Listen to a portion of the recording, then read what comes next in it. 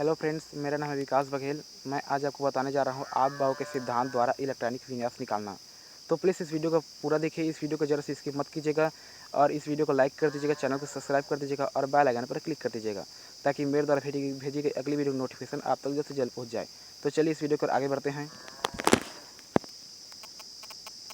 देखिए, आप बाव का सिद्धांत। आप बाव एक जर्मन शब्द है जिसका अर्थ बनना है। यह सिद्धांत इलेक्ट्रॉनों की विभिन्न कक्षकों में भरने से संबंधित है। आप बाव सिद्धांत के से आप इलेक्ट्रॉनिक विन्यास निकाल सकते हैं। इसके बिना इलेक्ट्रॉनिक विन्यास निकालना नामुमकिन के बराबर है। देखिए, यह है आप बाव का सिद्धांत। ये आप बाव सिद्धांत आपको इसी के अनुसार इलेक्ट्रॉनिक विन्यास निकालना है। देखिए, 1s के बाद 2s के बाद 2p, उसके बाद 3s, उसके बाद 3p, उसके बाद 4s, उसके बाद 3d, उसके बाद 4p, उसके 5s, उसके बाद 4d, उसके बाद 5p, उसके बाद 6s, उसके बाद 4f, उसके बाद 5d, उसके बाद 6p, उसके बाद 7s, उसके बाद 5f, उसके बाद 6d, उसके बाद 7p, उसके बाद 8s। आप चाहे इसको और लंबा भी कर सकते हैं। आप इसको आपको जितनी इलेक्ट्रॉनिक विन्यास की ज़रूरत है उतना इसको आप लंबा कर सकते हैं। तो हाल इसको हम इतना ही लंबा रखते हैं क्योंकि अभी इससे ज़्यादा लंबे की मुझे ज़रूरत नहीं है। तो चलिए आगे बढ़ते हैं। यहाँ पे दिया गया है 1s 2s। अब 1 को आपको ध्यान दीजिए। एस है, यहाँ p है, यहाँ d है और यहाँ पे f है। SPDF electron. जैसे इलेक्ट्रॉन का एक परमाणु के अंदर नाभिक होता है। उसके चारों तरफ इलेक्ट्रॉन गमन करते हैं। उसी प्रकार उसमें कक्षा होते हैं। कक्षा के अंदर होता है उपकोष ये, और SPDF यही उपकोष है। उसके उपकोष में होते हैं कक्षक और कक्षक के अंदर इलेक्ट्रॉन। तो चलिए आगे बढ़ते हैं हम लोग। उपकोष है S। तो S में अब आपको कक्षक, तो S उपकोष में कितने कक्षक होंगे? तो ये देखिए, ये एक डब्बा है। ये एक डब्बा मतलब एक उपकोष है। यहाँ में एक कक्षक है, मतलब S उपकोष में एक कक्षक है। यहाँ पे कक्षक है, यहाँ पे लिख दिया हूँ, ऊपर में है, ये कक्षक है। और एक कक्षक में अधिकतम 2 इलेक्ट्रॉन आ सकते हैं। आप हमेशा याद रखिएगा कि उपकोष में S उपकोष में एक कक्षक होते हैं और एक कक्षक में अधिकतम 2 इलेक्ट्रॉन आ सकते हैं। वैसे P उपकोष में 3 कक्षक होते हैं। तो 3 कक्षक होते हैं। P उपकोष में 3 कक्षक होते हैं। तो मैंने आपको बताया था एक कक्षक में 2 इलेक्ट्रॉन आ सकते हैं, मतलब 3 कक्षक में 6 इलेक्ट्रॉन आ सकते हैं इसमें। और D में होते हैं 5 कक्षक, तो इसमें 10 इलेक्ट्रॉन आएंगे। और F में होता है पूरा 7 कक्षक, इसलिए इसमें पूरा 14 इलेक्ट्रॉन आ सकते हैं। देखिए, यहाँ पे मैं 2 लिख दिया हूँ। यहाँ पे मैं आपको बताते जा रहा हूँ। देखिए, आज जब भी इसमें इलेक्ट्रॉन भरेंगे कक्षक में, तो पहले इसे भरीजिएगा, ऐसे भरते जाइएगा। उसके बाद आप फिर से 1 2 3, मान लीजिए इसमें हमको 5 भरना है, तो ऐसे नहीं भरना है कि यहाँ पे 2 कर देंगे, यहाँ पे 2 कर देंगे, यहाँ पे 1। माना कि वैसे ही भराएगा, मान लीजिए। नहीं, ऐसे नहीं बताता हूँ मैं आपको। मान लीजिए इसमें 4 इलेक्ट्रॉन आपको भरना है, हमको 4 इलेक्ट्रॉन। तो ऐसे आपको मत कीजिएगा, इसमें 2 भर दीजिएगा, इसमें 2 भर दीजिए, इसको खाली नहीं। पहले इसको भरिएगा, इसको भरिएगा, उसके बाद इसको भरिएगा, उसके बाद फिर से इसको भरिएगा। ऐसा 4 इलेक्ट्रॉन आएगा।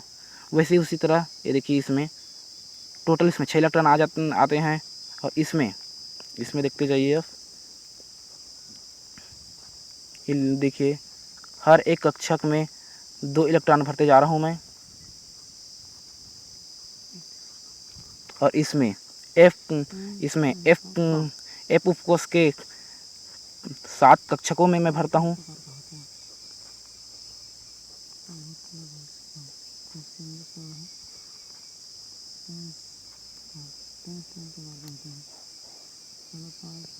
तो देखिए, इस तरह सभी में इलेक्ट्रॉन भरा चुके हैं। उपकोष में होते हैं कक्षक और कक्षक में होते हैं इलेक्ट्रॉन। देखिए, इस तरह भराता है आपका इलेक्ट्रॉन। तो आप इसे याद रखिएगा।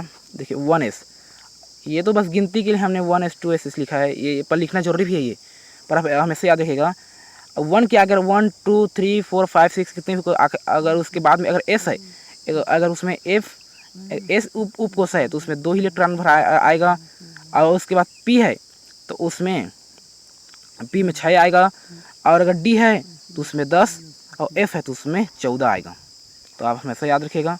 तो चलिए आगे बढ़ते हैं इलेक्ट्रॉनिक विन्यास। तो चलिए हम अब इलेक्ट्रॉनिक विन्यास की ओर चलते हैं। इलेक्ट्रॉनिक विन्यास, तो इलेक्ट्रॉनिक विन्यास बी, देखिए बोरान का होता है 5, तो 5 का देखिए पहले 1s फिर 2s फिर 2p। तो आपको देखिए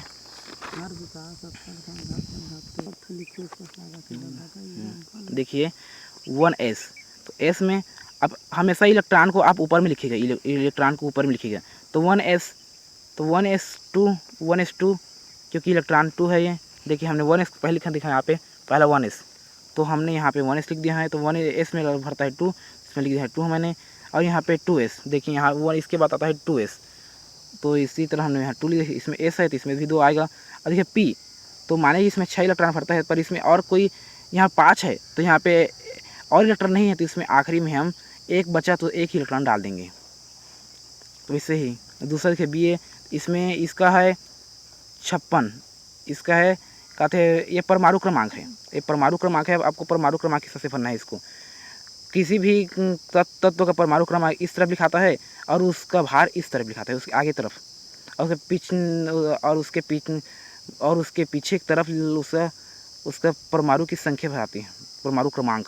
तो देखिए इस 56 देखते हैं 1s2 2s2 2p6 3s2 3p6 4s2 3d10, d में 10 इलेक्ट्रॉन भरते हैं, मैंने आपको बताया था। 4p6 यहाँ 6 भरा रहा है, और 5s2 4d10 और 5p6 और 6s6s2, कुल मिला के हो गया इतना 56। जब तक ये 56 नहीं आएगा तो आपको भरते जाना है पूरी तरह से, इस हिसाब से। इसी देखिए मैंने आपको चिन्ह बता दिया है, किसके बाद क्या आएगा, किसके बाद क्या आएगा, इसी के हिसाब से आपको लंबा करते जाना है। तो चलिए आगे बढ़ते हैं हम लोग। वैसे ही F, देखिए F को देखिए F यानी आयरन का परमाणु क्रमांक होता है 26। तो उसी तरह हम भरेंगे 1s2 2s2 2p6 3s2 3p6 4s2 3d6। देखिए 2 2 4 6 10 6 2 12 6 18 2 20 6 26 हुआ 26। इसी तरह आपको आगे भरना है। देखिए उसी तरह देखिए आई नियान नहीं है वो, देखिए NI, देखिए इस तत्व का, देखिए इसका तत्व 28, ये 28 है। 28 में देखिए 1s2 2s2 2p6 3s2 3p6 4s2 और 3d8। देखिए यहाँ पे 2 2 4 6 10 12 18 20 8 28। उसी तरह देखिए यहाँ पे 30, देखिए 30, देखिए जिंक देखिए वो 30 होता है, तो 1s2 2s2 2p6 3p2 3s2 3p6 4s2 और 3d10। देखिए यहाँ पे हो गया 30 इसका। और देखिए Al यानी तेरा एल्यूमिनियम का देखिए 1s2 2s2 2p6 3s2 3p1। देखिए 2 2 4 6 10 12 13, यहाँ पे 13 है, 13 आना चाहिए था। देखिए आगे मैं आपको बताया था कि P में 6 इलेक्ट्रॉन भराते हैं।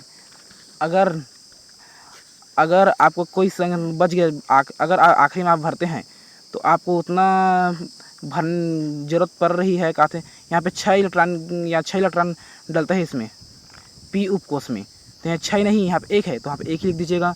जरूरी नहीं कि आप 6 ही लिखिए, फिर वो गलत हो जाएगा, वहाँ पे आप 1 लिख दीजिएगा, ठीक है। तो इसी तरह हमारा ये वीडियो का समाप्त होता है। तो प्लीज़ इस वीडियो को 2 से 3 बार ज़रूर देखिएगा, तभी आपको ये समझ आएगा। तो चलिए मिलते हैं अब हमारे नेक्स्ट वीडियो पर।